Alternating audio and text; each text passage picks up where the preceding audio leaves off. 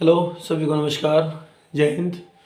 मैं कौशिक मास्टर शिक्षा संस्थान के ऑफिशियल यूट्यूब चैनल में आपका स्वागत करता हूं। आज संविधान का दूसरा पार्ट शुरू करते हैं। संविधान की प्रस्तावना के बारे में हमने पढ़ा था। संविधान की जो शुरुआत हुई है भारत में, संवैधानिक सुधार जो हुए हैं वो 1773 के रेगुलेटरी एक्ट से माने जाते हैं, तब से शुरुआत हुई थी। संवैधानिक विचार जो हैं वो दो पक्षों में आगे बढ़े। पहला 1857 की क्रांति तक, जो कि कंपनी के हाथों में थे, कंपनी के कार्यकाल में रहते थे। और 1857 की क्रांति के बाद जो था वो शासन जो है वो ब्रिटिश सत्ता के हाथों, बोले तो महारानी एलिजाबेथ के हाथों में चला गया था। वहाँ से संवैधानिक विकास प्रारंभ हुए। तो दो चरणों में है। पहला चरण शुरू करते हैं। संवैधानिक विकास के पक्ष में सबसे पहला जो एक्ट आया था वो रेगुलेटरी एक्ट 1773 आया था, जो कि पीएम नॉर्थ थे, इनके द्वारा एक गुप्त समिति गठित की गई थी, उसकी सिफारिश पर लाया गया था, जिसका नाम रखा गया था 1773 का रेगुलेटरी एक्ट। अच्छा, एक शब्द लिखा हुआ है, देखिए आप, जिस पर क्रॉस लगा हुआ है, लॉर्ड। मैंने आज तक कभी भी अपने किसी भी नोट्स में या कहीं पर भी लॉर्ड शब्द का प्रयोग नहीं किया है। वो स्वतः को लॉर्ड कहते थे, हमको उनको लॉर्ड नहीं कहना चाहिए, है ना। तो याद रखिएगा, कभी भी लॉर्ड मत कहिएगा। जिसने हम पे शासन किया, हमको लॉर्ड नहीं कह सकते, लॉर्ड मत कहिएगा।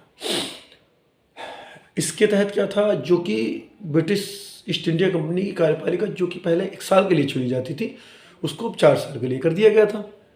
ठीक है, जिसमें 24 सदस्य हुआ करते थे, और जिसके 1/4 मतलब 1/4 सदस्य जो है वो हर साल अनिवार्य रूप से अवकाश लेना होता था, है ना। चुनने का अधिकार, तो काउंसिल को चुनने का अधिकार सिर्फ उन्हीं लोगों को था जिसके पास ब्रिटिश ईस्ट इंडिया कंपनी में 1000 पाउंड के शेयर हुआ करते थे, जो शेयरधारक हुआ करते थे, है ना।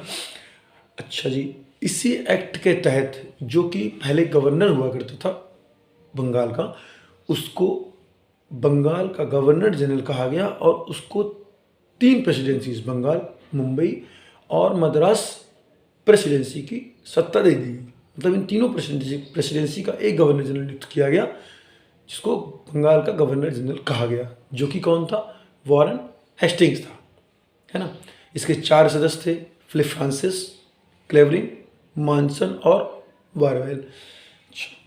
इसी के सदस्यता में, मतलब इसी की अध्यक्षता में 1774 में इसी एक्ट के तहत कलकत्ता में सर्वोच्च न्यायालय की स्थापना की गई, जिसके पहले जो मुख्य न्यायाधीश थे वो सर एलिजा एम्फे थे, और इसके 3 सदस्य और थे, चैम्बर्स, लिविंगस्टन और हाइड।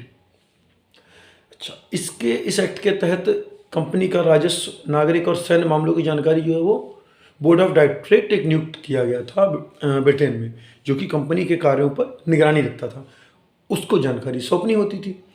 इसी एक्ट के तहत बिना लाइसेंस के निजी व्यापार पर रोक लगा दी गई, एवं भारतीयों से उपहार लेन देन पर भी रोक लगा दी गई। अच्छा, देखिए क्या हुआ, ये एक्ट इसलिए लाया गया क्योंकि ब्रिटिश ईस्ट इंडिया कंपनी जो है वो अंधाधुंध व्यापार करना शुरू कर दी थी बिना लाइसेंस के। मतलब उसका हर एक सदस्य भारतीयों से व्यापार करता था, अंधाधुंध कमाई किया करता था। तो इसी की निगरानी रखने के लिए, इसी को संज्ञान में रखते हुए ब्रिटेन में जो है वो रेगुलेटिंग एक कमेटी बनाई गई, है ना। इसको बोर्ड ऑफ डायरेक्टरेट कहते थे। वो क्या करती थी, वो ब्रिटिश ईस्ट इंडिया कंपनी की जो कार्य थे उस पर निगरानी रखती थी। अच्छा, दूसरी तरफ मैंने गवर्नर जनरल लिखा है इसलिए, देखिए क्या होता है, ज़्यादातर किताबों में, ज़्यादातर आई थिंक 95% बुक्स में आपको संवैधानिक विकास यानी रेगुलेटिंग एक्ट जो है 73-93 ये एक तरफ मिलेंगे, और गवर्नर जनरल और वायसराय के कार्यकाल एक तरफ मिलेंगे। अच्छा, जबकि दोनों का टाइम पीरियड तो सेम है ना। वही 1773 में रेगुलेटिंग एक्ट आया, तो 1773 में पहला गवर्नर जनरल वॉरेन हेस्टिंग को बनाया गया।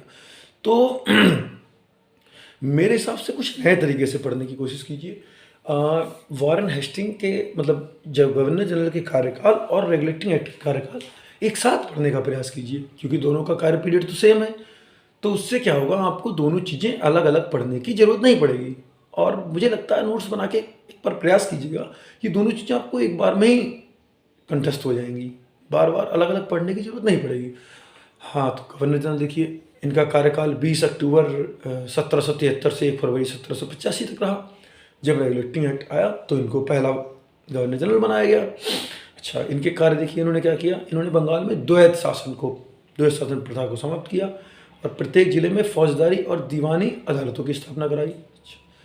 गवर्नर जनरल वारेन हेस्टिंग के ही कार्यकाल में प्रथम आंग्ल मराठा युद्ध हुआ, जो कि सलवाई की संधि के साथ 1782 में समाप्त हुआ।